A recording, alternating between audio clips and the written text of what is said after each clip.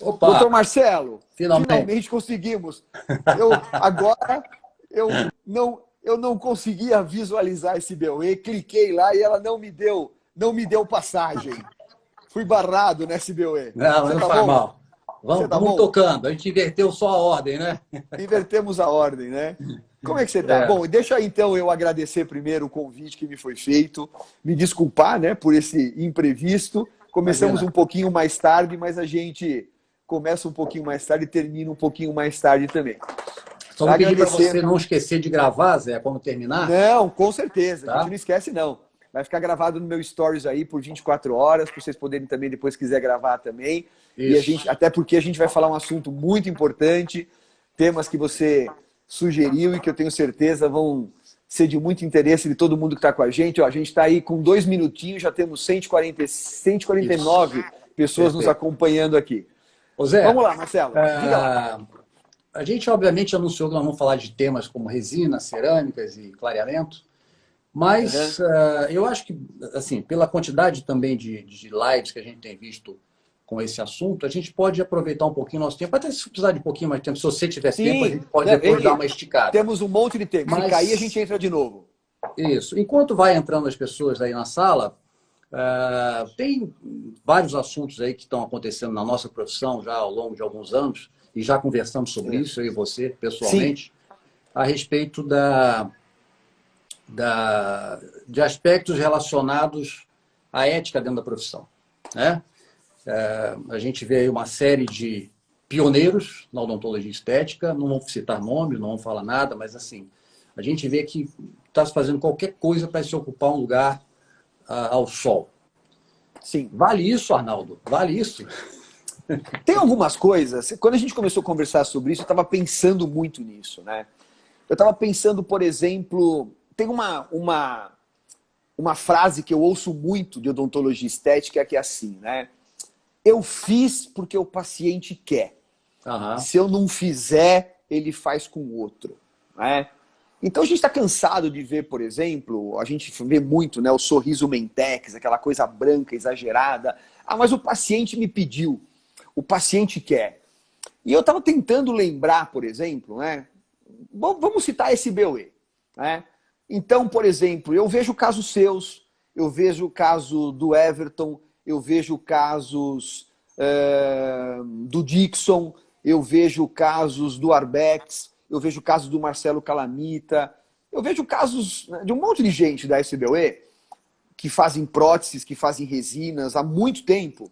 E eu não consigo lembrar, Marcelo, de ter visto um caso de vocês com branco mentex, do Zé, né, do Zé Roberto.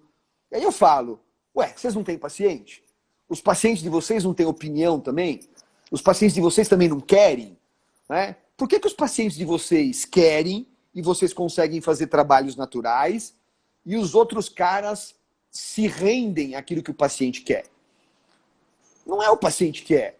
Eu acho que existem argumentos, né? E eu acho que esse negócio de o paciente quer é sempre usado como uma desculpa para ou você não impor aquilo que você acha que é natural, aquilo que você acha, ou então, para você poder até fazer um dente branco, você pode fazer um BL2 e um BL1 natural, com estratificação, com contorno, com textura, né?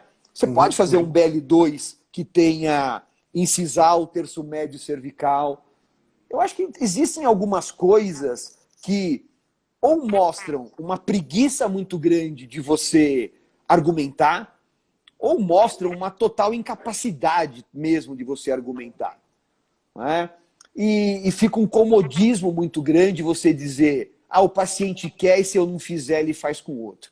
Isso vale para muitas outras coisas, não vale só para o Mentex. Vale para o clareamento com luz, vale para uma série de outras coisas que a gente... Ah, eu fiz faceta, mas eu não precisava. Para um monte de coisa que a gente já discutiu e que a gente pode estender nossa conversa Aham. ao longo dessa live, né? Perfeito. Então, isso que você está falando é muito interessante, porque eu me lembro muito bem quando a SBOE começou, e aí vinham os professores de fora mostrando aqueles casos branco mentex, e a gente ficava apavorado, né? Porque a cor clara era o A2. né? É. Hoje é amarelo escuro, mas escuro para valer, hoje, a referência. É. Né? E muita coisa mudou de lá para cá. O referencial de estética mudou muito de lá para cá por conta dessa universalização do conceito ou do padrão estético americano. Não é isso mesmo? Uhum. Mas o que eu estava querendo chamar a atenção é que hoje a gente tem uma infinidade de cursos de resina, pessoas fantásticas. O seu curso eu sempre indico. Tem os cursos online também. Tem o curso do Thiago Ottoboni, que eu gosto muito. Tem o curso daquele menino lá do Paraná, que eu esqueci o nome dele, o Felipe, né? Que tem também um trabalho fantástico. Mas eu estou vendo que tem hoje um excesso de cursos de pessoas que acabaram de ingressar no mercado e meramente com finalidade Econômicas, de ganhar dinheiro, né? que eu não vejo nada contra ganhar dinheiro, mas é ruim você estar explorando uma determinada atividade sem você poder oferecer uma coisa de qualidade para aquelas pessoas que vão ali. Porque eu vejo muito assim, os recém-formados, Zé, eles estão perdidos.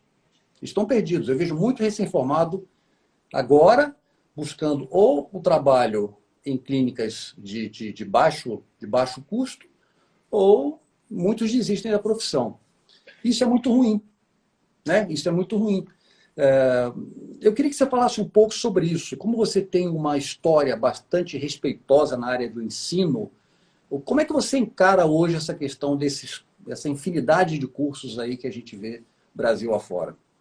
Bom, eu vejo da seguinte maneira, Marcelo. Eu acho que todo mundo... Primeiro, existe uma coisa que eu acho que é uma ideia muito falsa do glamour de você ser professor. Né? As pessoas acham que você montar um curso e ser professor vai te trazer, primeiro, uma forma de renda que eles acham que é fácil e não é. Você montar um curso bem estruturado para ter retorno financeiro é muito difícil. Eu tenho um histórico como professor, Marcelo, de 25 anos. Eu posso te dizer que eu comecei a ganhar dinheiro de verdade como professor nos últimos 10. Não é? E para eu ganhar dinheiro, antes de ganhar dinheiro como professor, eu tive que gastar dinheiro. Ou seja, eu só comecei a ganhar quando eu pude investir numa estrutura que trabalhasse para isso. Eu tive que investir numa estrutura, eu tive que investir em pessoal, eu tive que investir em criar condições de poder oferecer qualidade do ensino para poder cobrar por isso. Tem cara que cobra muito e não oferece nada. E não é só oferecer conteúdo de ensino. Você tem que oferecer conforto, você tem que oferecer diferencial, você tem que oferecer coisas que acolham o teu aluno. Exatamente. E você sabe disso, né? Você sabe disso porque vocês criaram um congresso que se propôs a fazer alguma coisa diferente num determinado momento. Depois as coisas tem umas histórias interessantes da SBE que muita gente não sabe, mas eu, Zé Roberto, mais uma turma, né? Nós operávamos os projetores na época, nós carregávamos os projetores. Né? Então, assim, é uma história de construção muito bonita. Né? Muito bonita. E é isso que você está falando. Tem um trabalho de base que é feito, que dificilmente você vai desabar, independente da situação que você está vivendo, porque a estrutura, o alicerce é muito forte. Que é o que você está falando agora. Você levou anos construindo o seu alicerce. Não é isso mesmo? Exatamente. E a gente não sabe agora, nessa situação que a gente está vivendo, que é uma situação completamente atípica e inesperada, se esse nosso alicerce vai ser sustentável, né, Marcelo? A gente não sabe o que vai acontecer. Né? Eu não sei se a minha escola vai se sustentar, como você não sabe se o SBOE desse ano vai acontecer, não é assim? São coisas que sim, né? Mas são coisas que a gente não tem como prever. Eu acho, Marcelo, sinceramente, que esse monte de curso que está aí, tem muito curso que as pessoas chegam lá e falam assim, nossa, eu fiz um curso, fui lá, mas, nossa, professor, é uma enrolação. Né? O cara começa, marca às 8, aí chega para dar aula às 9, o coffee break é às 10, a gente volta às 11, e é uma coisa que você sabe que acontece. Né? Então, mas existe uma seleção. Existe uma seleção. E essa seleção, agora, ela vai ficar melhor ainda. Se tem uma coisa que eu acho que teve de positivo esse nosso período de isolamento social, foi isso. Né? Eu acho que Darwin nunca esteve tão presente como agora. porque a gente teve também esse período de lives, que tem uma frase que o Rafael Calisto falou, que ela serviu para separar os homens dos meninos. Então a gente conseguiu, a gente conseguiu ver coisas, né? Então você vê, por exemplo, o Zé Beto, ele fez mostrou uma casuística, aquilo é fantástico. É. O Zé Beto, aliás, fez umas postagens em inglês também, eu achei muito bacana. Sim, não, o Zé Beto, cara, o Zé Beto eu acho que ele está num patamar, assim, como pessoa, como profissional, como empresário, ele está acima do que a gente pode considerar normal. Exatamente. O Zé Beto, ele está num nível, num patamar onde a gente tem que idolatrá-lo, porque ele, por exemplo, aproveitou essas lives para ser conhecido. E para quem não conhecia o Zé Beto, começou a conhecer um ser humano diferenciado, um dentista diferenciado. Não é? Aquele que chora de ver um cachorro atravessando na rua. Não, eu coloco o Zé Beto num patamar que... Eu já falei isso para ele, mas quem não conhecia, conheceu. E tem muita gente que era idolatrada em rede social, com milhões de seguidores, que se escondeu embaixo da mesa. Porque não sabe falar, não sabe se expressar, não tem conteúdo, entendeu? Tem conteúdo para fazer um stories, mas não tem conteúdo para discutir 1 hora numa live. É verdade. Você entendeu? Então, é o que o Calisto falou, separou homens de meninos. Os homens se apresentaram, deram a cara a tapa, mostraram conteúdo e estão aqui ajudando o dentista a sair da depressão, a mostrar que quem tem conteúdo vai sobreviver.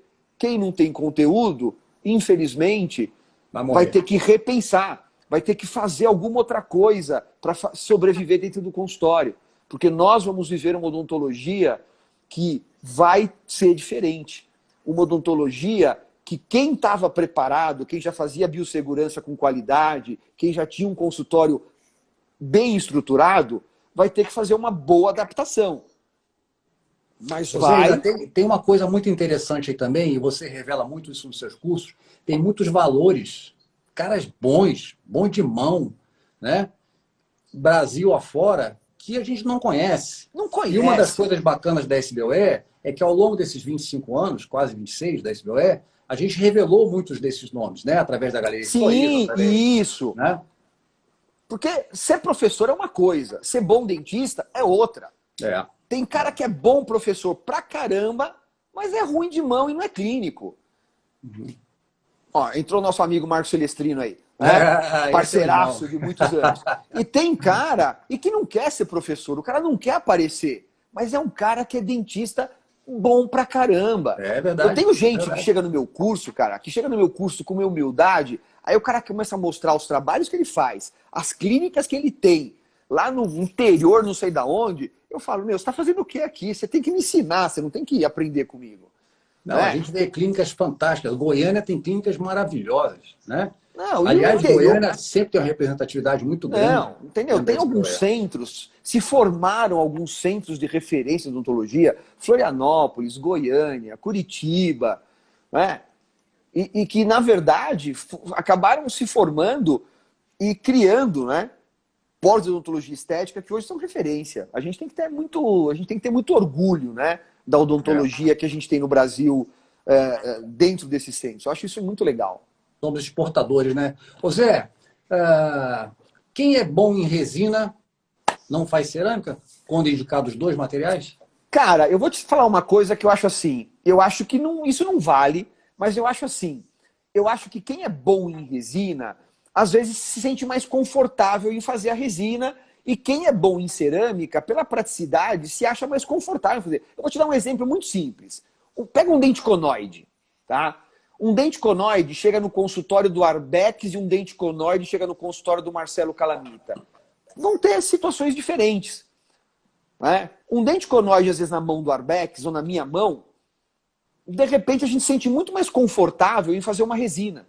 Pela praticidade, pela agilidade, pela rapidez. Um dente conoide na mão do Calamita, o Marcelo, cara, ele fala, pra mim é mais fácil fazer uma cerâmica. E sem nenhum comprometimento de resultado, de estética e de invasibilidade. Você entendeu?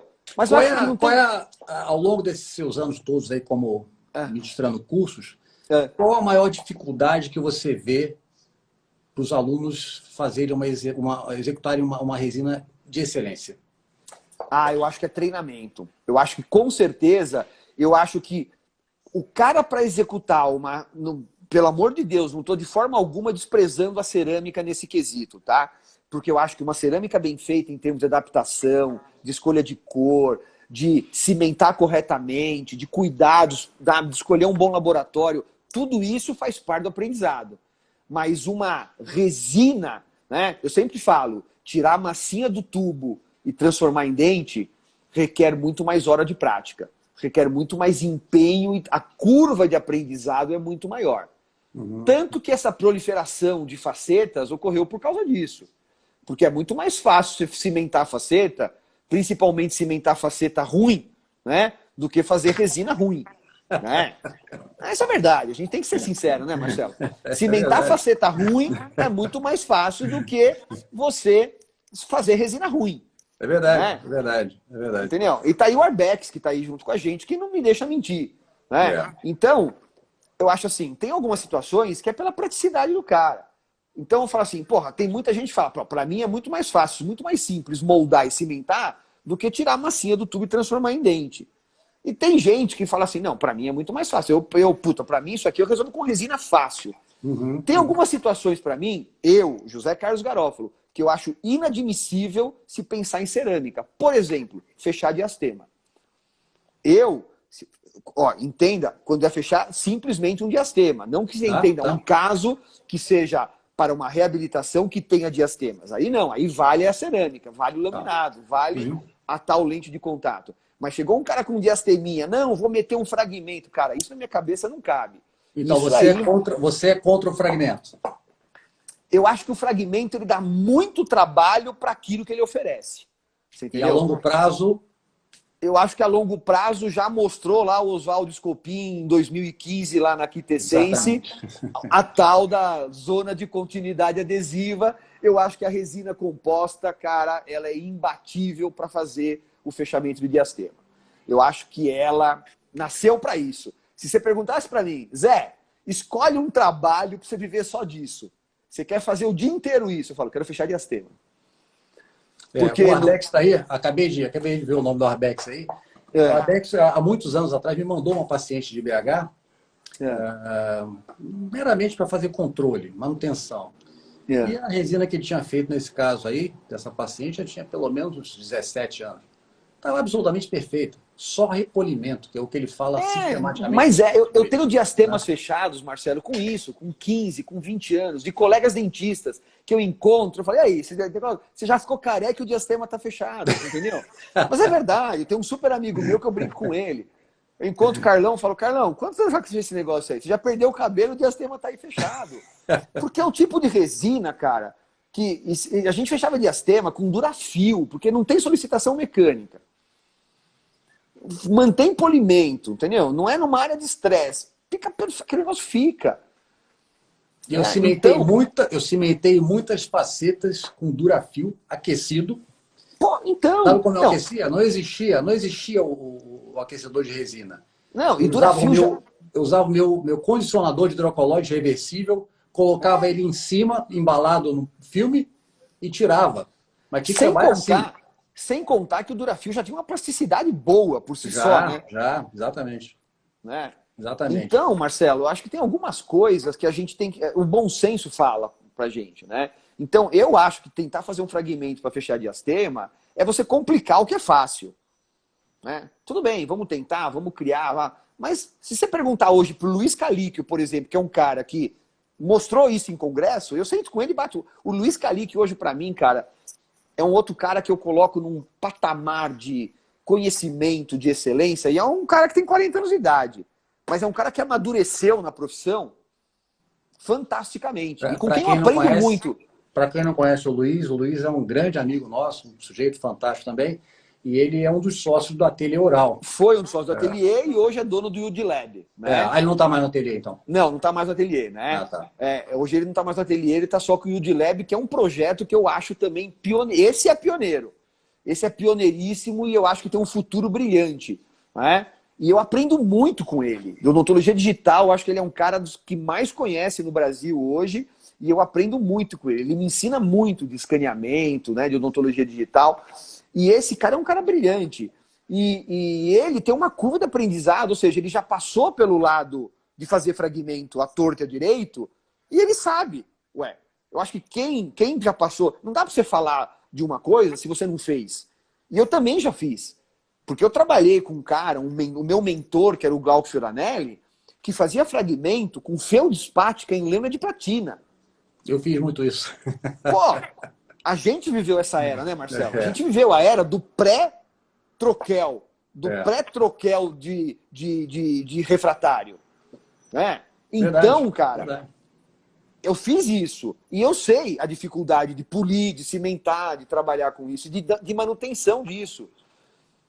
Então... A adaptação dessa folha de platina no troquel era uma dificuldade. Era muito difícil. E tirar você fazia as restaurações com fundo cinza da platina. Né? Então, assim, você não tinha ideia se a cor aí estava indo na direção que você queria ou não. Né? Mas eram desafios que nós tínhamos no passado e que, graças a Deus, depois que apareceram os refratários, aí facilitou muito a vida de quem faz cerâmica. Eu acho que esse quesito resina e cerâmica, a própria literatura hoje, Marcelo, ela é muito contundente nisso, né? A literatura, as revisões sistemáticas, elas falam assim pra gente hoje. Aquilo que era consenso no passado, de que cerâmica era para restaurações mais duráveis e maiores, não existe hoje sustentação científica de que a resina não possa cumprir mais isso. A literatura é muito enfática no seguinte: o limite da resina composta é o operador. E situações clínicas que, logicamente, a cerâmica se mostra mais interessante. Por exemplo, planejamentos que requeram grandes reconstruções de oclusão, planejamentos maiores, onde eu tenho que devolver guias. Mas até nisso, a resina pode ter algumas possibilidades. Está aí o Palmieri para desmentir isso aí, que faz as reabilitações, né, a plástico oclusal. Mas aí você tem que ter um Palmieri, né, para planejar e para fazer a reabilitação. Ou seja, é o operador, novamente, como limitação do processo. E a literatura fala o seguinte, que situações onde eu tenha que fazer um grande planejamento, uma grande reabilitação, e o meu quesito de detalhamento, de textura, de estética, a cerâmica sempre vai ser mais primorosa e mais adequada do que a resina composta. Mas o operador é sempre a maior das variáveis. E dentro desse quesito, é ele que tem que saber, eu sou hábil para conseguir fazer isso com resina? Se eu não sou hábil, passa para o técnico e ele faz com cerâmica.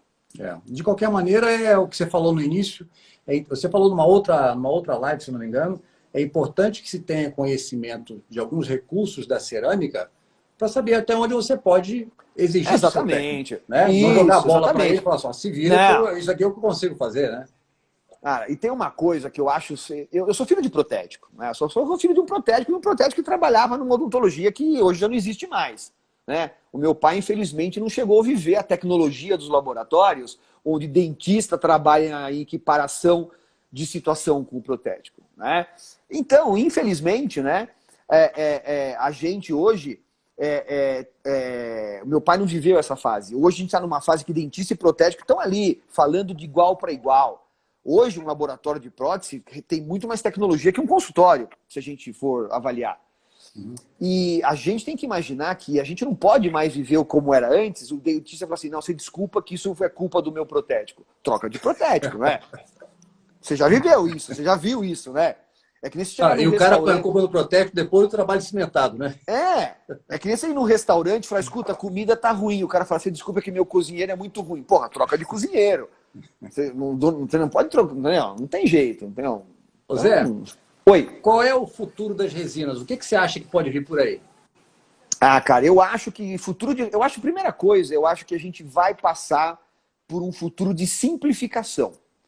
Eu acho que a tendência da gente é simplificar protocolos de trabalho e a gente não ter mais que ficar estratificando 7 cores para fazer uma restauração de resina composta. Né? Eu acho que o Arbeck já está fazendo isso, já está mostrando, o Caliço está fazendo isso, o Jorge Eustáquio está fazendo isso, a gente procura mostrar isso. Eu acho que se a gente conseguir trabalhar hoje com 3 massas de resina, uma massa incisal, uma massa de dentina, uma massa de esmalte, para dar nuances, a gente está trabalhando muito bem. Eu acho que simplificar o processo é uma coisa interessante. Algumas resinas, como a essência da GC, por exemplo, a maioria dos, né, a forma da Ultradente, a Z350, a gente trabalhar com poucas massas de resina, acho que isso resolve o nosso problema. Não tem que... Esse é um futuro. Eu acho que o futuro, por exemplo, a posterior, é a gente ter resinas bulk, que eu acho que funcionam bem para o segmento posterior. Né? Eu acho que a gente... logicamente, o nível de exigência que a gente tem, por exemplo, quando apresenta uma palestra no SBOE é um, mas na rotina de um consultório, na prática, é outra, né, em termos de exigência daquilo que a gente vai mostrar para o paciente, do que a gente mostra num congresso da exigência estética de um SBOE, por exemplo. Mas eu acho que o futuro da resina é uma simplificação de protocolo e uma simplificação do que a gente vai poder ter como resultado estético do convívio social. E eu acho que a gente tem um futuro, talvez, pensando na própria técnica adesiva. Eu acho que é simplificar protocolo para ter um nivelamento técnico por baixo. Ou seja, o profissional vai conseguir fazer isso com uma técnica mais simples. Né? Quando eu falo nivelar por baixo, mais gente vai conseguir acertar o protocolo com uma técnica mais simples. Não tão... Hoje a resina ainda é muito operador dependente. A curva de aprendizado ainda é muito alta, principalmente no quesito adesão. E você hoje falou uma coisa muito interessante, que você citou o nome do Arbex, que é uma pessoa que a gente tem uma relação mais próxima, e ele realmente simplificou muito a técnica, utilizando poucas resinas para fazer grandes reabilitações. Né? E eu vejo que o grande bicho-papão de quem está começando a querer fazer resina é exatamente isso. É uma quantidade enorme de informações, uma variação grande de nomes comerciais e tipos de resina diferentes, que o sujeito fica olhando aquilo e fala, bom, onde é que eu vou colocar minha mão? Né? Então eu acho que o futuro é isso aí mesmo que você falou. São os kits, vamos dizer assim, que simplificam muito. Simplificar. Né? Sabe o que eu penso, Marcelo? A gente está fazendo a resina para quem? Né? Para a gente ou para o paciente? A gente, às vezes, é mais exigente com o resultado que o próprio paciente. Né? Outro dia eu fraturei um segundo molar e o meu genro, que é um baita de um dentista, Gustavo, ele foi fazer uma restauração para mim. E aí ele falou assim, vou botar um pigmento. Eu falei, Gustavo, que pigmento? Segundo molar inferior, cara, é para mim. Não, vou pôr. Eu tava fazendo para ele, né? Para me agradar, sei lá. Mas, entendeu? Fica lindo. Mas eu falo assim, eu precisava daquele pigmento no segundo molar do sogro, né? Tudo bem, né? Para agradar o sogro e tal. Mas, entendeu? Mas eu falo assim, de repente não precisa. Não agradar o sogro, né? Não, pô, já tá agradado, já conquistou e tal. Mas eu acho que é uma coisa que a gente tem que sempre levar em consideração. Para quem que a gente está fazendo essa restauração, né? A gente está restaurando aquele dente para o paciente ou para a gente? Né? Ou para o nosso ego, para satisfação técnica da gente. Porra, eu fiz um dente com cara de dente, né? Então, é isso aí. O Gustavo é um cara fora da curva também. Tem uma coisa também muito interessante, que o dentista, por natureza, ele é perfeccionista, né? Ele, pelo menos, deveria ser. Nem todos. Nem todos. Por natureza, todos. Vamos lá. Mas por natureza. Vamos tomar a gente como referência. Mas eu me lembro muito bem, isso, na verdade, muitas vezes você dá o seu melhor para fazer um determinado caso e não ficou exatamente como você acha ou gostaria que ficasse. Frustrante, e às vezes né? A gente sofre e às vezes você fala assim... Uma vez eu ouvi o Goldstein falar uma coisa que me marcou muito. Ele já estava com mais de seus 70 e tantos anos de idade, ele veio dar um curso na SBOE para a gente.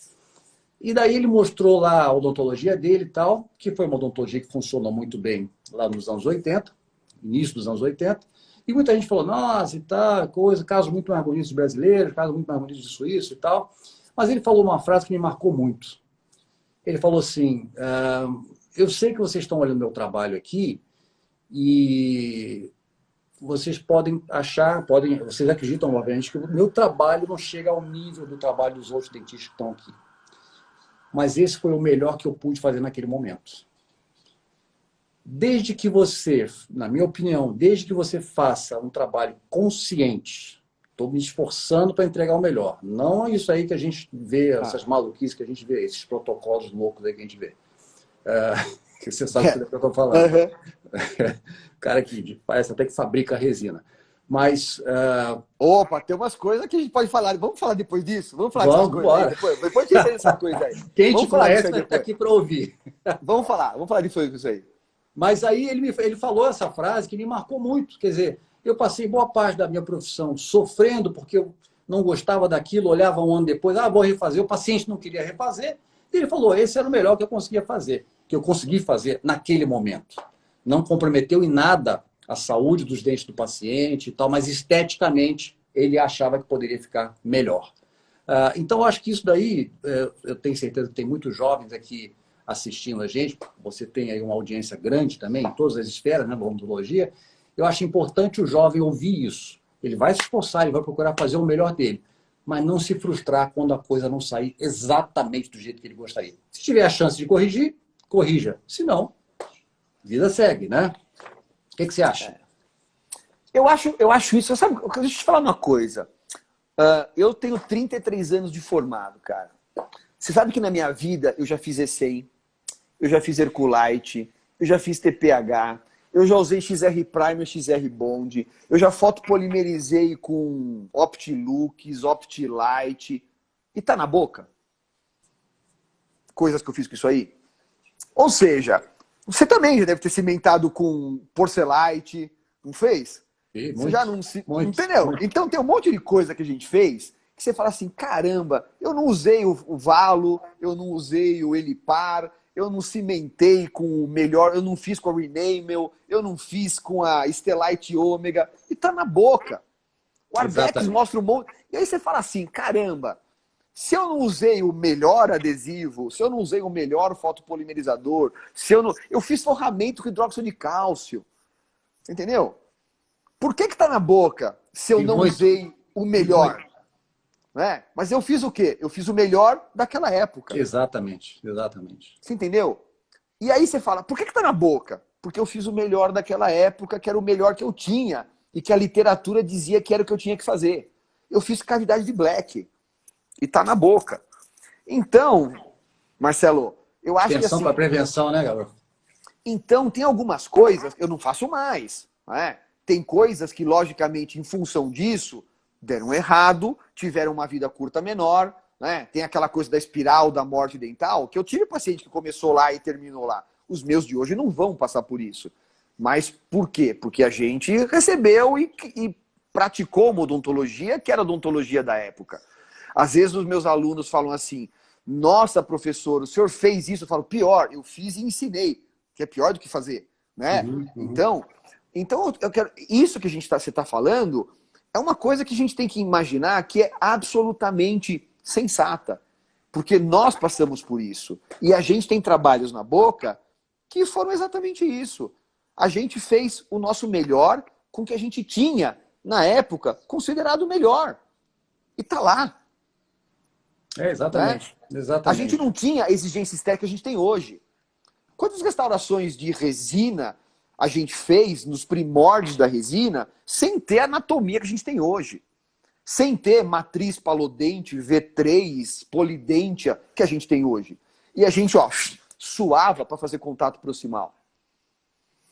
Ou seja, uma coisa que eu tenho visto aí bastante e que me deixa muito feliz são os defensores da oclusão. Isso renasceu, né? Renasceu e assim, eu acho que talvez tenham visto que a estética sem a oclusão, sem a função, não vale de nada, não tem durabilidade, não tem longevidade, um tratamento em que você não cuide da oclusão. E eu vejo de uma forma muito positiva esse boom da procura pelo conhecimento da oclusão. Né? O Palmieri está aí, o Alexandre Cardoso aqui do Rio, tem vários aí, professores. Mas sabe por quê? Sabe por quê? Porque esses caras começaram a ensinar a oclusão e mostrar que a oclusão não é aquele bicho de 7 cabeças que os nossos professores queriam nos ensinar. Exatamente. Então, cara, as pessoas faziam da oclusão aquela história de um tripoidismo obrigatório, sabe? Que a gente, para fazer uma oclusão clínica balanceada, você tinha que entender todo um sistema neuromuscular, fisiológico. Pô, e aí você consegue o tripoidismo no articulador, mas na boca, você chega lá, não tem nada de tripoidismo. É impossível, você entendeu? Então hoje você pega um cara como o Palmieri que fala, cara, faz assim, ó, entendeu? Monta lá, põe um jig, determina a relação central, monta, determina o tamanho do canino, determina o guia canino, faz o segmento anterior. Pô, você torna um negócio exequível e o cara fala, caramba, eu posso tratar a oclusão no meu consultório. Você pega o Leonardo Buzo, que bota um paciente na cadeira, pega uma espátula e uma resina e faz na cadeira, na primeira consulta, uma simulação de como o cara pode ficar para depois construir o jig. O aluno fala, caramba, eu consigo fazer isso no meu consultório. Eu consigo fazer isso numa sessão de análise oclusal do cara na primeira sessão. Eu não tenho que ter um articulador pantográfico, não sei o quê. Ou seja, a gente conseguiu, né, ter hoje professores de oclusão, né, como o Alexandre que pega uma mandíbula de madeira e dá aula. Estão lembrando aqui do Dr. Valdir Jansson. Você entendeu? Então tem umas coisas, cara, que a gente tem que levantar, sabe, a bola desses caras. Por que a oclusão hoje está em alta? Porque a gente tem professores que tornaram o ensino de oclusão palatável. Né? Usamos a mesma palavra. Como bem, essa a gente vai ver, né? Palatável, né? A gente nem combinou. Mas é uma coisa que ficou mais administrável. Então todo mundo consegue entender. Porque antes, cara, você ficava 2 horas assistindo a aula de oclusão lá, cara. Eu tive uns professores de oclusão, cara, que juro por Deus, você ficava assim, falando, não dá, cara. É sem chance. Entendeu? Então, se você conseguir ensinar um cara, primeira coisa, princípio básico de oclusão, o que o cara tem que ter de desoclusão em canino, sabe? Lado de balanceio, lado de trabalho, pô, já é o máximo. Se ele conseguir, então, restabelecer isso, nossa, é a glória. Exatamente. E hoje a gente está conseguindo. Exatamente. Agora é interessante que a gente vê uma odontologia muito simplificada nos perfis de Instagram, muito caso de faceta, os dentes prontos para se preparar. E eu confesso para você que na minha clínica diária não são... o Dr. Luiz Zeppini também é fantástico. Exatamente. Né? Esquecemos do Zeppini, que também é outro fantástico professor de oclusão. Então, assim, a minha experiência clínica, Zé...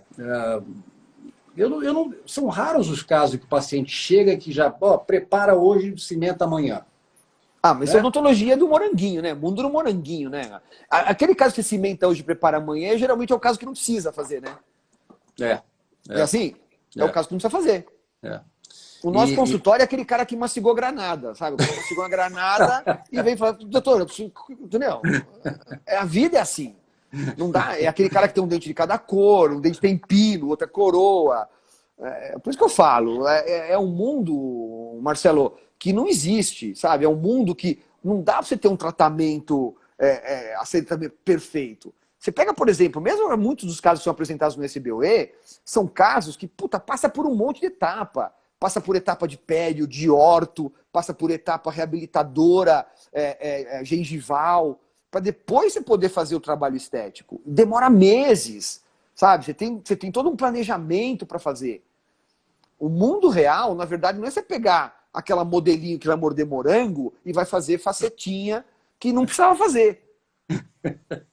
Vamos lá, vamos começar a colocar essa como é que se diz? Essa sua opinião, que eu adoro. Você tem uma coisa que eu admiro muito, Zé, eu falo isso para todo mundo, você é muito verdadeiro. E quem não gosta de ouvir verdade, certamente não gosta de quem fala a verdade, né? E você tem um séquito de admiradores gigantesco por isso, né?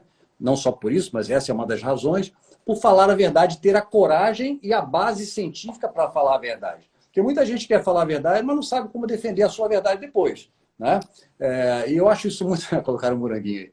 Eu acho isso muito bacana porque é preciso que a gente tenha que ter os defensores da odontologia ética, de qualidade, e poucos têm a coragem de fazer, né, e a disposição de colocar a cara na janela. E eu quero te parabenizar aqui em público por você fazer isso de uma maneira muito clara e em favor de uma odontologia de nível, de excelência, né? Marcelo, infelizmente, a gente não pode se manifestar se manifestar da maneira que a gente poderia. Eu vi um post ontem, juro por Deus, Marcelo, uma dentista, eu mandei nos meus grupos da minha especialização, ela pegou uma boca saudável, juro, saudável. O culpado é o Arbex que fez isso. É culpa do Arbex.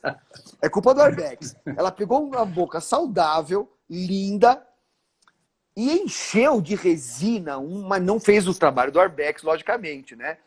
Ela encheu de resina e uma coisa cheia de excesso, coisa feia, grosseira, nada a ver. Arbex, estou brincando, tá?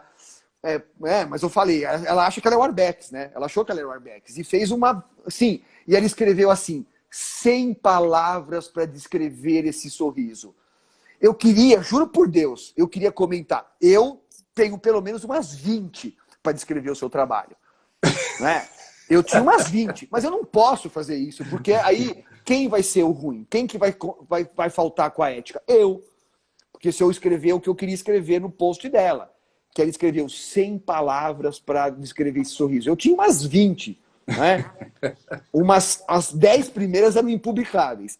Mas, cara, a gente não pode fazer isso. Mas a gente tem que ter coragem, sabe, de poder se manifestar e chamar atenção para uma odontologia que não pode ser praticada.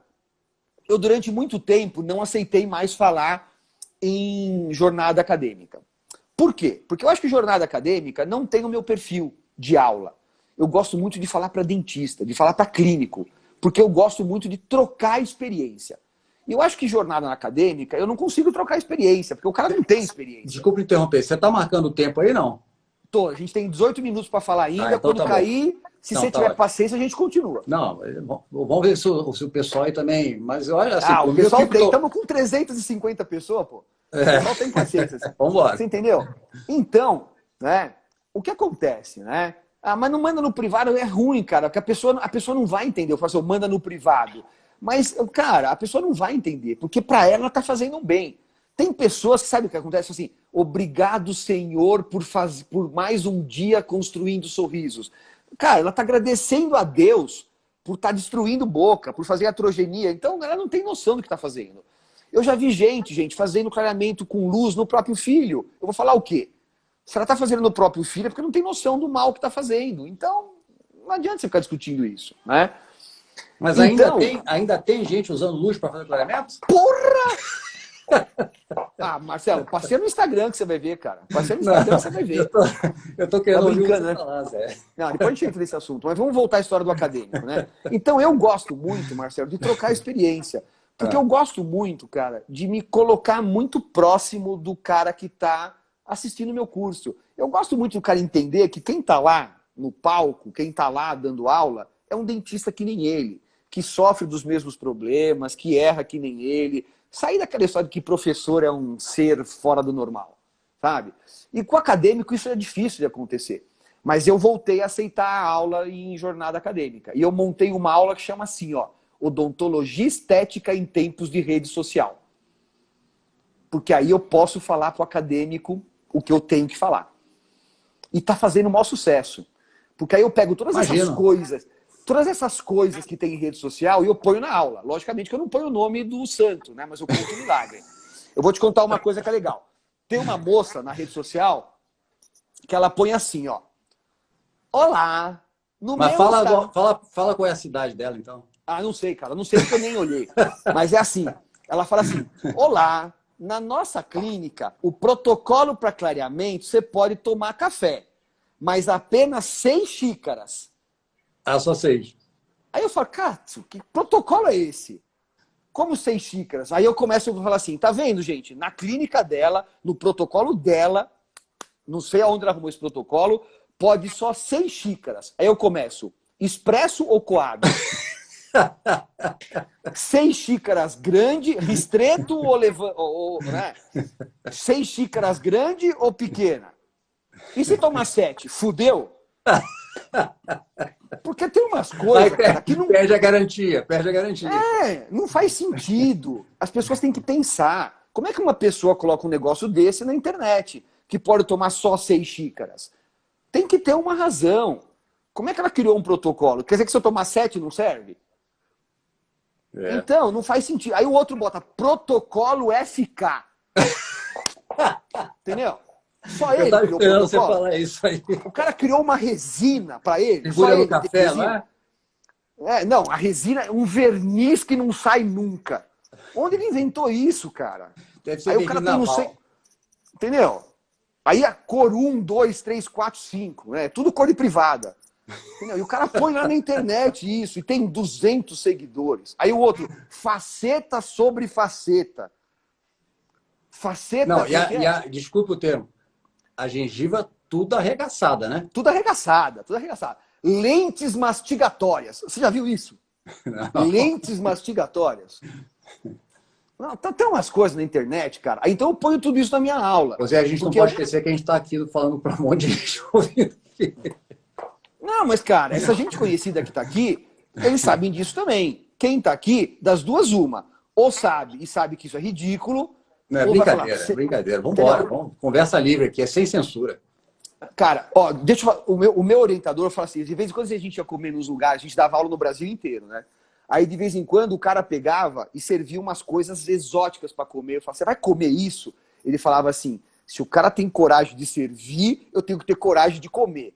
Então eu falo assim, se o cara tem coragem de postar aquilo, tem que ter coragem de ouvir, cara. Não é possível. É verdade, Porque, é verdade. entendeu? Porque não é possível. Você entendeu? Então, como você falou, vamos falar de ética na odontologia, eu só não me conformo que não existe nada que veja aquilo e vá atrás para falar, cara, desculpa, mas isso não é odontologia. Sabe? Você não pode, você inventou essa resina, cadê? Por exemplo, Anvisa. Se tem que ter Anvisa para vender um produto, se o cara falou, citou que ele inventou um produto e põe na boca do outro, não tem Anvisa para isso. Tá na boca do cara, tem que ter Anvisa. Escuta, senhor fulano, FK, né? Fulano Queiroga, seu fulano Queiroga, cadê a Anvisa do seu produto que o senhor criou e pôs na boca do outro? Não é assim. Deveria ter. Não faz sentido. O que me admira muitas vezes, assim, a gente é de uma outra época, né, Garofalo? A gente é de uma época que, sei lá, a gente usa o Instagram de uma maneira diferente. E não só o Instagram para mim é uma coisa relativamente nova, mas eu vejo que é aquele programa topa tudo por dinheiro, entendeu? Então, assim, o paciente é que se dane, que se ferre, né? Eu quero meu dinheiro, eu quero vender as minhas facetas, eu quero comprar o meu carro, né? Meu carro para eu postar as fotos do meu carro, a roda do meu carro, o capô do meu carro e tal. E, enfim, que se dane o paciente, que se dane a odontologia, né? Daqui a 10 anos explode isso tudo aí. Quem quiser que mas eu fique não dentro sei. desse barco. Eu acho né? assim, você sabe que eu acho que isso aí tem vida curta, né? Tem horas que eu fico muito irritado com isso, eu fico muito nervoso, porque eu falo assim, não é possível que não exista uma regulamentação disso, mas hoje eu percebo que a gente vai ter uma seleção mais natural. Eu acho que isso aí vai ter um prazo de validade. Me surpreende que isso aí tenha uma repercussão tão grande entre pacientes, que os pacientes não se deem conta de que isso é uma coisa absurda. Sabe? Eu acho que se dão conta depois que passam pela experiência. Né? Eu já tive alguns casos em que o paciente procurou um serviço dessa natureza, sem ter, enfim, maiores informações sobre o profissional, e depois procura alguém que possa resolver o problema dele, né? Aí o cara já chega para você assim, olha, eu gastei o dinheiro que eu tinha lá com aquele dentista. Cara, isso é um ponto legal. Vamos discutir isso. Vamos discutir essa história do retratamento do insucesso, que eu acho uma coisa que a gente vai ter muito no nosso consultório. Bora. Eu acho isso uma coisa muito complicada da gente lidar, viu, Marcelo? Eu acho isso uma coisa muito difícil, porque a gente lida com 3 problemas muito complicados quando o paciente vem nessa situação.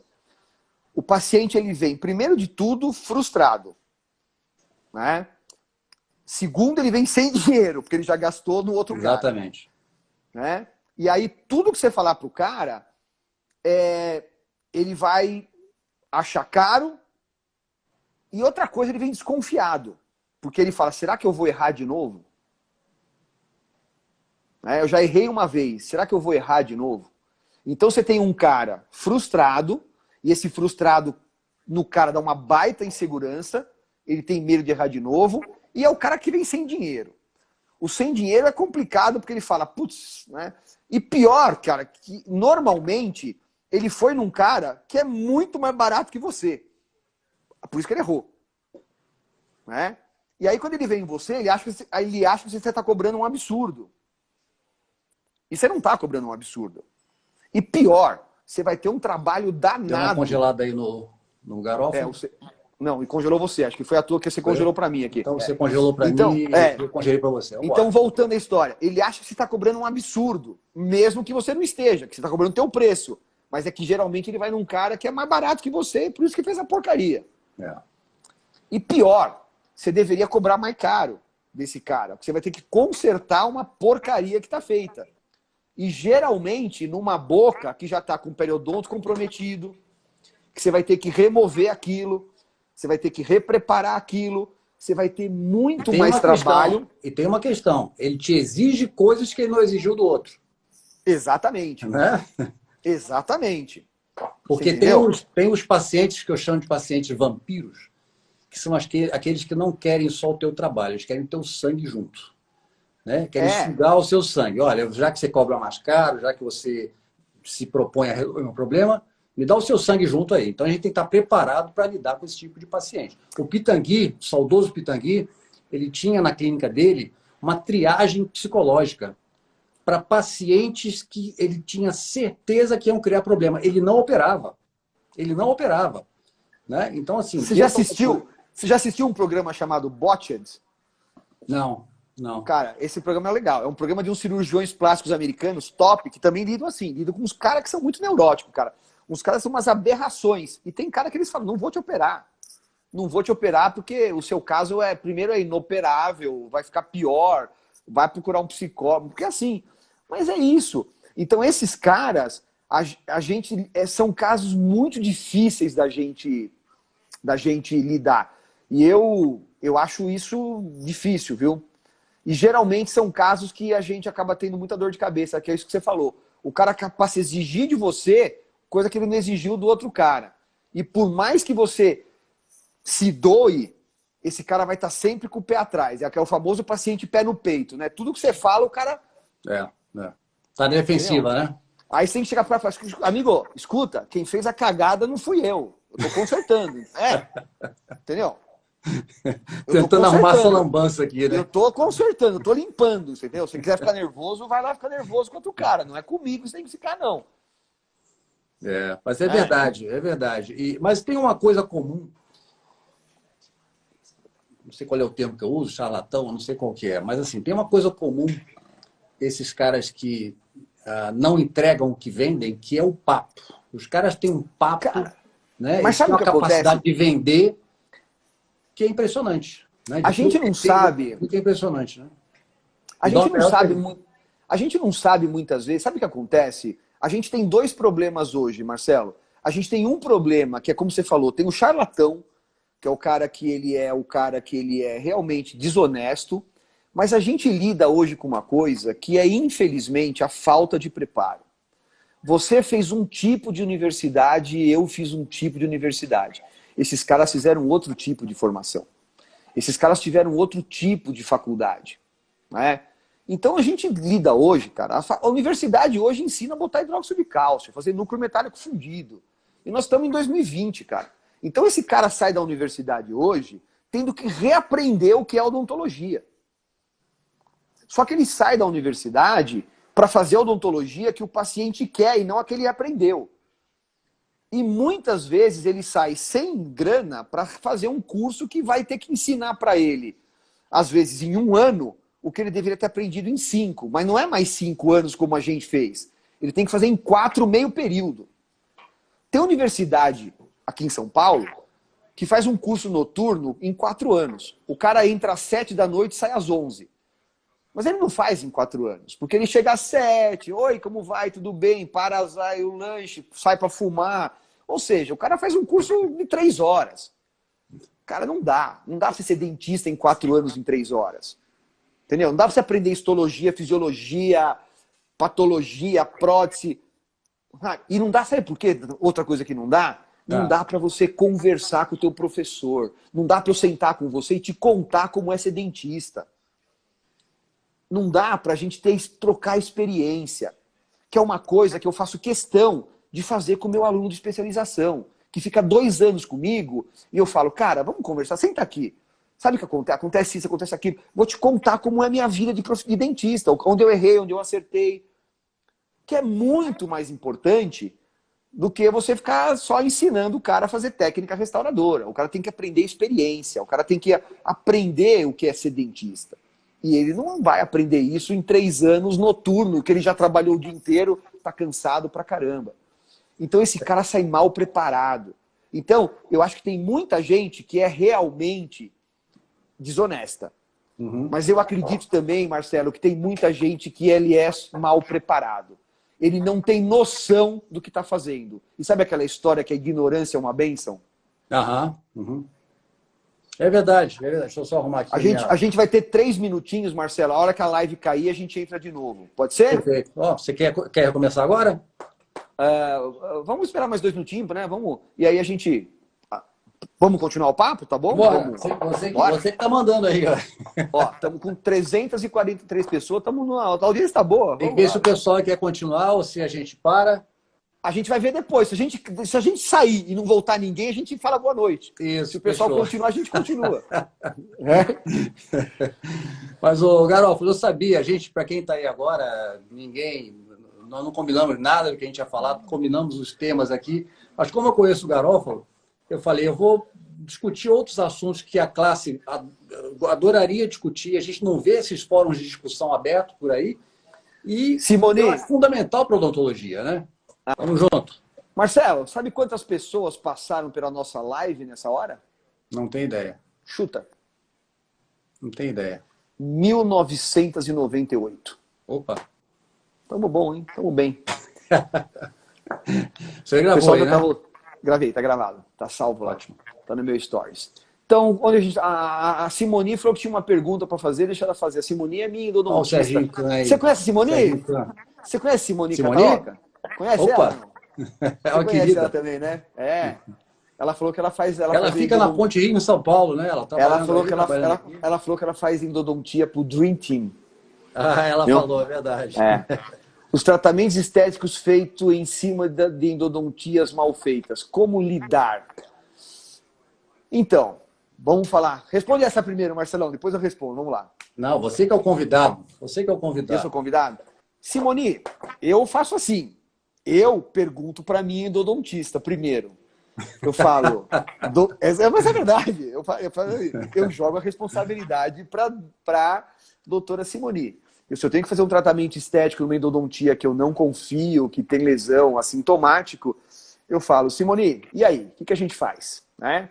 A gente normalmente pede uma tomo, a Simone avalia a tomografia e ela fala, segue o jogo. Ou ela fala, não, melhor retratar. Então, é interessante o que você está falando. É interessante quem dá o veredito é ela. O que você está falando, a Simone, eu admiro demais ela, uma profissional seríssima, competentíssima. Mas desde o advento da tomografia para auxiliar no diagnóstico de endodontia, você pega uma radiografia periapical, uma panorâmica, você olha, não tem lesão. Aí você pega uma tomografia e fala assim, nossa, como é que não aparece? Marcelo, dá vontade de você chamar todo mundo de volta, né? E falar assim, quanta bola eu comi na vida, né? Não é verdade? É aquilo que a gente estava falando agora há pouco. A gente viveu uma outra odontologia. Quantas vezes o paciente fala para você, doutor, esse dente me incomoda, eu mordo, ainda sinto. Você fala, não tem nada. Cara, mas não tem nada. E se a gente tivesse pedido uma tomografia, provavelmente a gente acharia alguma coisa, né? Ô Zé, isso me faz lembrar uma história de muitos anos, na época que eu trabalhava com o Faisal, tem 20 e tantos anos. O Faisal é um cientista, né? Eu não sei hoje, eu perdi o contato com ele, mas é um cientista, é um cara fora da curva mesmo. É um cara que desenvolveu, dentre outras coisas, a máscara de mergulho para você se comunicar debaixo d'água. Ele vendeu a patente para a Marinha Americana, dentre outras coisas. E ele estudou com um alemão, em que o sujeito ele media o campo eletromagnético naquela região e detectava se tinha ou não um foco de infecção. Ou seja, essas lesões que as radiografias não detectavam, o cara detectava com essa tecnologia. Eu me lembro muito bem, ele pegava uma broca, entrava no osso, daqui a pouco entrava naquele vão dentro do osso, fazia a curetagem rotatória, limpava e mandava embora. Mas, enfim, a tomografia veio facilitar muito a gente nessa questão do diagnóstico, né? E esses caras já previam o quanto que essas infecções eram importantes para a manutenção da saúde, né? Saúde geral, né? Nossa, eu acho que hoje, provavelmente, eu não sei, né, quantificar hoje, né, com a Simoni, mas acho que é muito raro eu fazer uma endo hoje que a gente não pede tomografia. É muito raro. A gente praticamente pede tomografia em todos os casos com a Simoni. Mas a tomografia ela veio, né, mostrar pra gente o quanto que a gente era limitado no diagnóstico e quanto que a gente deve ter comido de bola na nossa vida com diagnósticos que eram falsos, né, com diagnósticos limitados. Mas faz parte, eu acho que faz parte da nossa evolução. Graças a Deus que a gente viveu, né, para poder evoluir e acompanhar essa evolução. E muita coisa melhor vai vir por aí, né? Tomara que a gente consiga viver mais ainda para poder vivenciar essas novas coisas, né? É verdade. Eu hoje eu falo assim, eu sou um felizardo, né? Eu sou um felizardo de poder ter vivido a era do Codalite, do slide, do computador, de estar podendo fazer live, sabe? Eu falo assim, eu pude viver tudo que um professor, acho, teve condição de viver. Eu acho isso muito legal. Eu gosto muito de poder fazer tudo isso. Eu acho isso muito bacana. A gente viu toda essa evolução, todas essas transformações. E o que é interessante, a gente está falando agora há pouco de marketing na odontologia, o marketing digital.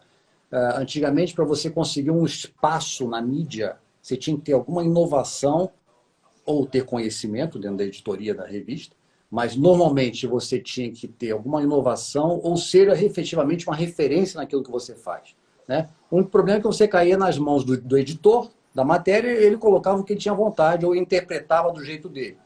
E eu vejo que hoje as pessoas usam a mídia social para falar o que quiserem, para vender da forma que acharem melhor, e muitas pessoas caem nesse conto aí.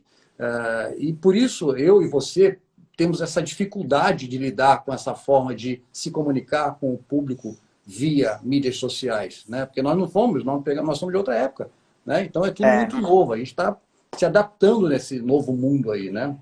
Mas sabe o que acontece, Marcelo? Eu acho que a gente está se adaptando, mas está indo bem, né? O grande problema é que a gente não sabe lidar bem com a falta de limites que isso tem. Eu pelo menos, eu não consigo, entendeu? Porque assim, a gente fala, pô, isso aqui é legal, eu consigo usar o veículo, mas, pô, esse negócio não tem filtro. Todo mundo pode? Todo mundo faz o que quer? Entendeu? A gente lida de um lado bem, mas a gente não lida bem, eu pelo menos, eu não lido bem com a falta do filtro. Então eu falo, caramba, eu me preparo para usar o veículo. Eu estudo, eu vejo até onde eu posso ir, entendeu? Eu vejo, né? Aí, de repente, eu vejo o cara que põe qualquer coisa. Então eu sou de uma área científica, eu sou de uma área que lida com saúde.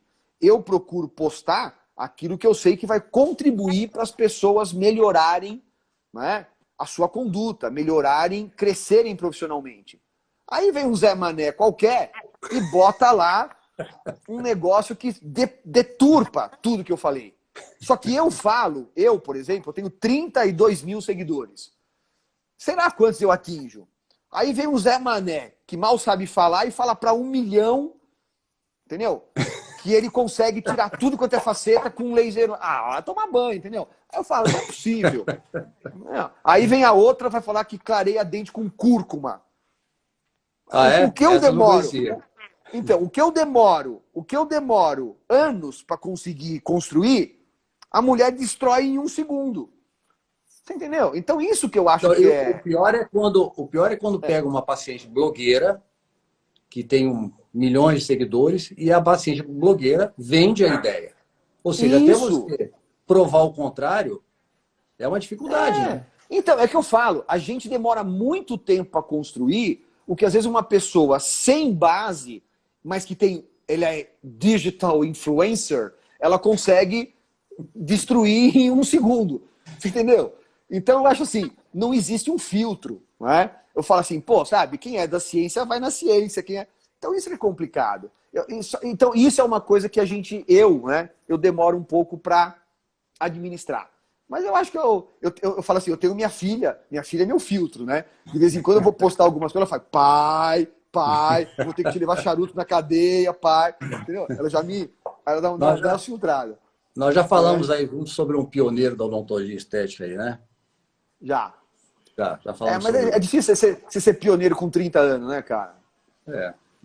É difícil ser pioneiro com 30. Mas sabe o que acontece? O grande problema, Marcelo, é que quando você... É isso que eu te falo, que assim, eu não acho mal. Tem algumas coisas que eu acho maldade. Tem outras coisas que eu acho inocência. Né? Porque tem algumas coisas que eu acho sacanagem. Tem outras que eu não acho sacanagem. Tem outras coisas que eu acho inocência. Porque se te pegam, você tem 30 anos de idade e falam, cara, você é o cara. Você é bom. Você nasceu para ser top. Você é o pioneiro. Cara, você vai falar que você não é? Entendeu? Tem vezes que você acredita. Aí te pegam com 28 anos de idade, te botam num palco do maior congresso da América Latina. Cara, você acredita. Você entendeu? Então tem coisas que eu nem acho que sejam maldade. Né? Eu acho que é inocência. Né? E aí o cara fica. Entendeu? Agora tem coisa que é sacanagem. Tem coisa que eu acho que é picaretagem. Entendeu? Quando o cara fala, não, o clareamento, eu achei que o clareamento não estava sendo suficiente, eu resolvi inventar a faceta laminada. Aí é puta picaretagem, né? Não, aí é uma puta picaretagem, né? O cara inventou a faceta laminada, o meu primeiro livro, o cara tava fazendo cocô na calça, na fralda, e o cara inventou a faceta laminada. Aí é picaretagem pura. Então são coisas muito distintas. Né? Exatamente isso que eu estava te comentando. Eu vejo, quer dizer, eu fico indignado, aí já até bate um papo aí, do jeito que a gente está batendo agora, né? Sobre essas situações todas, mas é o que você falou, eu acho que tudo vai ter vida curta, não se sustenta, é uma situação insustentável, né? Mas assim, eu acho que a gente não pode ser tão cruel, né? Eu acho que existem os dois lados. Existe o lado picaretagem e existe o lado falta de preparo. Tem muita gente fazendo bobagem porque acha que a bobagem é o certo. Então eu vejo muita gente, por exemplo, fazendo laminado à torta direito porque acha que isso é o que tem que fazer. Porque acha que isso é a tendência, porque acha que tem que aproveitar o momento. Mas sabe por quê? Porque ele não aprendeu, por exemplo, os danos que o tecido mole pode ter com um laminado feito precocemente. Porque ele não aprendeu o dano que um esmalte pode ter no futuro. Porque nunca falaram para ele de longevidade de laminado. Então, e sabe outra coisa que me choca bastante, Marcelo? A maneira como as pessoas encaram, por exemplo, o momento. Então, você quer ver uma coisa? Hoje, a nossa geração, por exemplo, foi uma geração que viveu pensando no futuro. Então, você pensou na tua carreira, pensou em ter teu consultório, pensou em ter teu apartamento, comprar um carro na tua família. Você pega hoje a geração da juventude, o cara não quer ter casa própria, o cara não quer ter carro.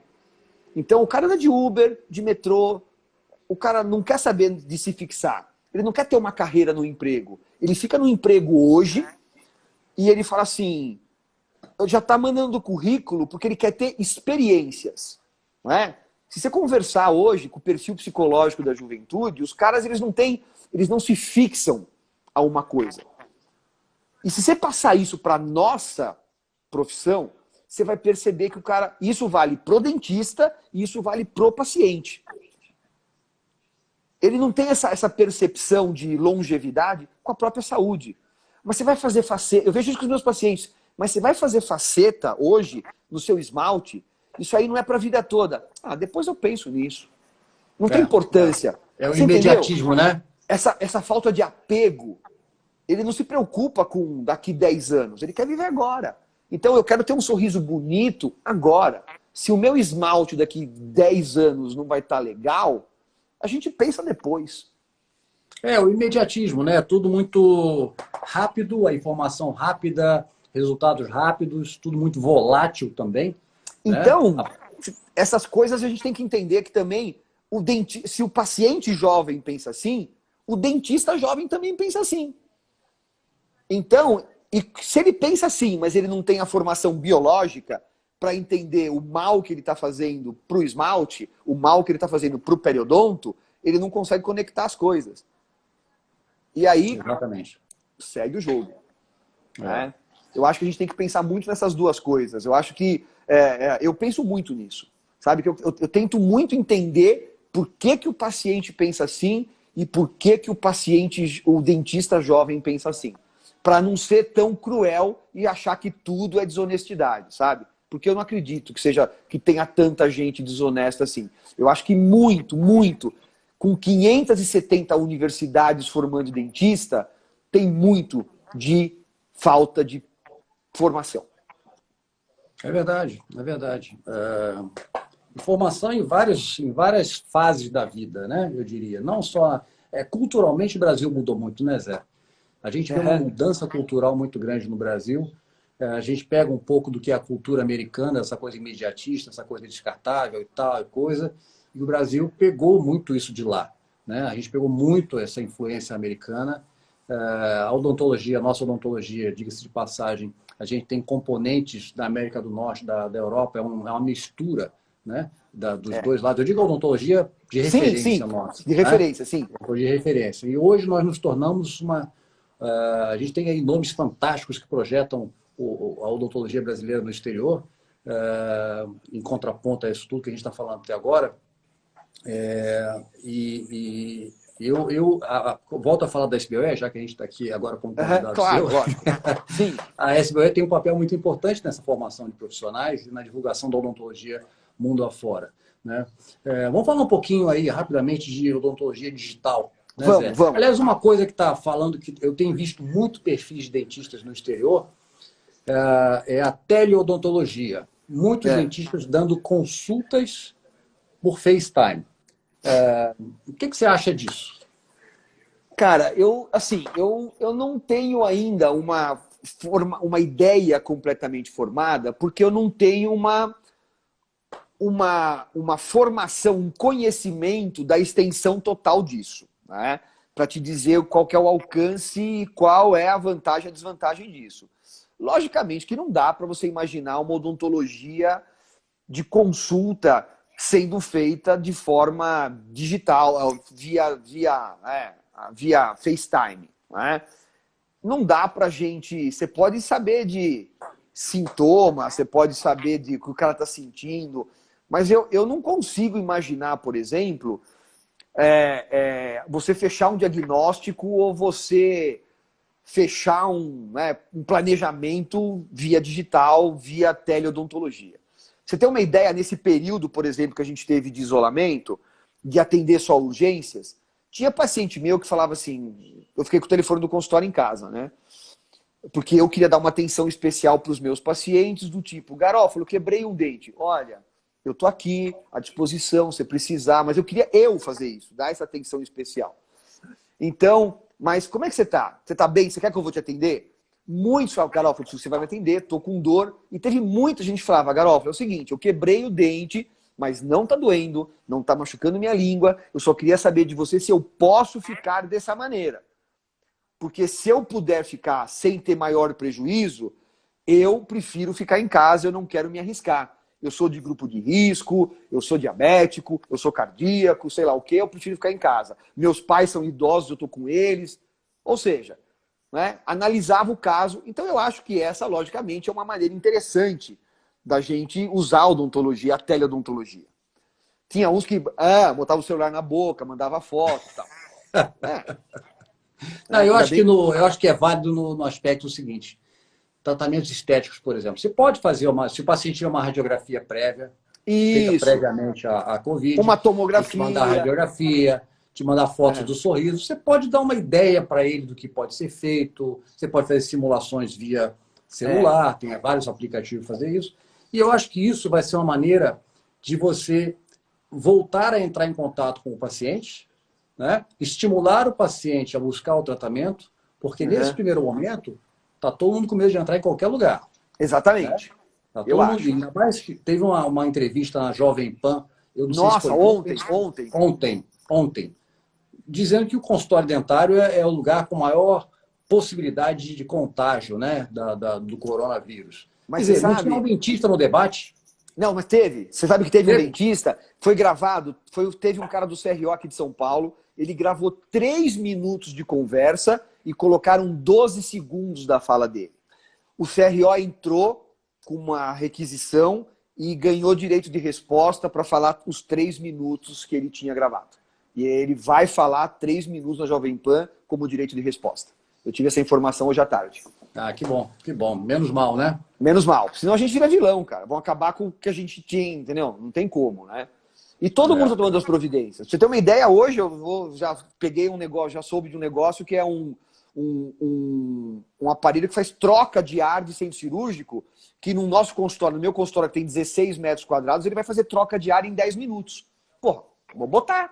Entendeu? Dá pra gente diminuir tempo de consulta, porque o cara faz a troca do ar todo do consultório em 10 minutos. Maravilha. Entendeu? Você sabe que eu estava lendo uma matéria sobre transporte coletivo, né? Avião, ônibus e tal, e a gente tem muito medo de voar nesse momento, né? O ar do avião é renovado a cada 2 minutos, se não me engano. Então, assim, a possibilidade de você, a não ser que tenha alguém espirrando do teu lado, tossindo, exatamente. Você, mas a possibilidade de você ser contaminado pelo ar do avião é muito pequena. É muito pequena. Né? Porque ele é filtrado a cada, se não me engano, 2 minutos. É renovado esse ar ali. Mas vai aparecer muita coisa aí. A gente tem que tomar cuidado muito com esses equipamentos que prometem mundos e fundos. Eu estava lendo um pouco sobre... Estamos desviando aqui do nosso assunto, mas, enfim, é como se fosse um bate-papo informal aqui. Sobre a utilização de raios UV dentro do consultório. Tem muita gente que vai lá para a Leroy Merlin comprar a lâmpada, põe no consultório achando que vai resolver o problema. Não é isso. Né? Não é isso. Na verdade, você tem que ver qual é o comprimento de onda, a distância da luz do objeto, no caso do piso, né? Que você tem aquele aerossol que forma ali 1,5 metro de diâmetro. Exatamente, né? Então, você não é sabe só que uma questão de você instalar a lâmpada no teto do consultório. E você sabe que eu vi uma entrevista, eu vi numa live no Zoom, do Lupozelli. Não sei nem se está no YouTube dele. Um médico, que ele é infectologista, do Emílio Ribas. E ele estava comentando sobre isso e ele falou muito dessa questão do aerosol. Ele falou, gente, vocês estão falando muito do aerosol, mas entendam o seguinte, ele é uma fonte de contaminação, mas esse estudo do aerosol, de ficar 3 horas no ar, tal, não sei o quê, ele foi um estudo onde foi foi feito artificialmente e foi um estudo onde foi feito de uma forma muito exagerada. Na prática, não é isso que acontece. Você não tem esse efeito de ficar 3 horas. Então, ele deu uma minimizada aí. Foi um médico do Emílio Ribas que comentou sobre isso. Quem tiver oportunidade, vai lá no YouTube do Lupozelli, que tem lá essa live com esse médico, ele chama Nelson Cavalcante, ele é infectologista, aliás, um cara fantástico, muito didático, muito simpático, muito explicativo. Ele falou sobre vários assuntos, e um dos assuntos que ele comentou foi essa história do aerosol, que essa história de ficar 3 horas, não sei o quê, é por conta desse estudo, mas que foi um estudo, ou seja, feito num exagero, tá? Eu vou tirar meu fone aqui para colocar meu telefone na bateria, porque ele tá já pedindo a rede. Ô Zé, perguntaram a respeito desse aparelho que você mencionou, que filtra o ar em 10 minutos, se não me engano, que você falou? Tá, esse aparelho, gente, eu recebi hoje a informação dele. Eu não sei dizer para vocês nome e tudo, mas depois eu coloco no meu Instagram. Eu sei que o custo dele são R$3.500, tá? Ele parece um exaustorzinho, assim, parece é menor que um frigobarzinho pequeno, mas ele o custo é R$3.500, mas depois eu ponho informação, porque eu recebi hoje no meu WhatsApp de um amigo meu que colocou, está testando, falou que é muito legal, mas eu não sei, assim, as coordenadas, mas eu coloco no meu Instagram depois para vocês, tá bom? Maravilha. Meu querido, 9h40. Vamos fechar? Vamos fechar? Vamos embora. Beleza. Tá com quase 280 pessoas aí essa hora. Você é um querido, viu, rapaz? Bom, Marcelo, obrigado pelo convite. Acho que foi um papo descontraído, foi um papo, acho que a gente pôde colocar um pouquinho, né, a nossa opinião sobre assuntos que são um pouco polêmicos, mas que têm que ser falados. Eu acho que a gente precisa levantar a voz contra algumas coisas que acontecem na odontologia. E o que eu percebo sempre, Marcelo, é que quando eu posto alguma coisa sobre o assunto, né, aparece um monte de comentário. Ou seja, muita gente quer falar, mas muita gente não se sente à vontade. Muita gente precisa que alguém fale primeiro, que alguém levante a voz para poder manifestar a sua opinião. Eu não tenho pudor nenhum de ser essa voz.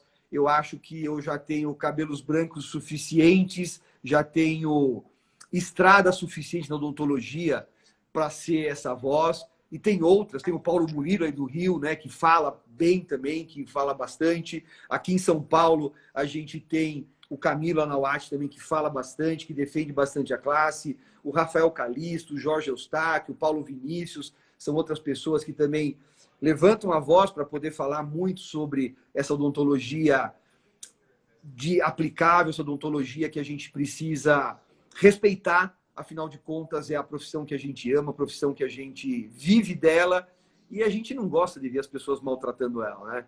A gente não gosta de ver as pessoas transformando essa odontologia num puleiro.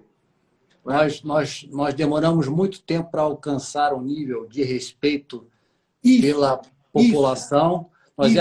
Nós éramos considerados enfim, a ralé da área médica, né?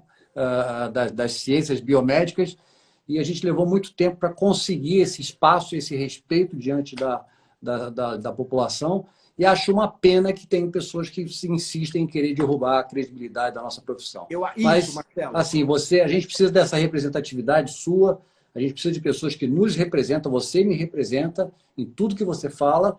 Assina embaixo, nós temos um modo de vida, uma cultura muito parecida, e eu gosto muito de ouvir você, muito mesmo. Não é questão de saco, você não precisa disso. Você tocou num assunto, cara, que eu acho que é fundamental. A gente demorou muito tempo para ter credibilidade e reconhecimento. E eu acho que a gente não pode deixar que uma parte que não tem representatividade nenhuma jogue isso no lixo. Eu acho que nós temos representatividade. Nós fazemos odontologia ser o que ela é. A gente não pode deixar que pessoas que não têm isso, que só fazem parte de uma rede social, que não fazem parte de universidade, de entidade de classe, que não fazem parte de uma odontologia ética, tornem o nosso nome uma coisa desprezível. E tem mais uma coisa que você me permite, que eu acho, que não sei qual a sua opinião em relação a isso, eu nunca te perguntei isso, eu acho particularmente uma grande bobagem esse negócio de ficar querendo vamos virar médicos, dentistas, orofaciais. Eu sou dentista, cara. Eu não quero ser médico. Eu sou dentista. Tudo bem que outros países chama médico. Aqui eu sou dentista. Eu nasci dentista e quero morrer dentista. Eu não preciso ser médico para ter orgulho do que eu sou. Não é? Deixa o médico ser médico e eu quero ser dentista.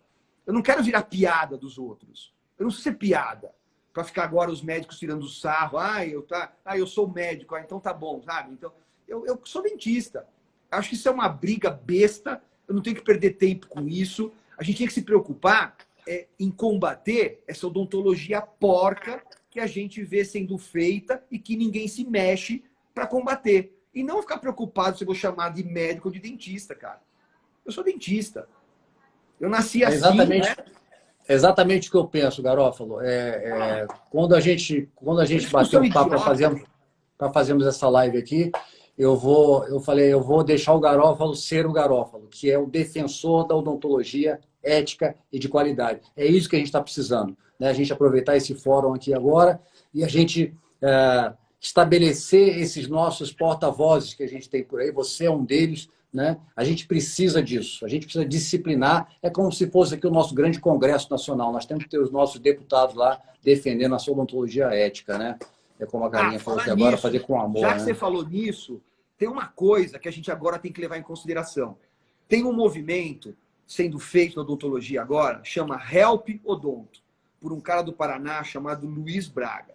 Esse cara levantou uma bandeira agora que eu nunca tinha visto uma bandeira ser levantada com uma determinação que ele falou que eu achei fantástica.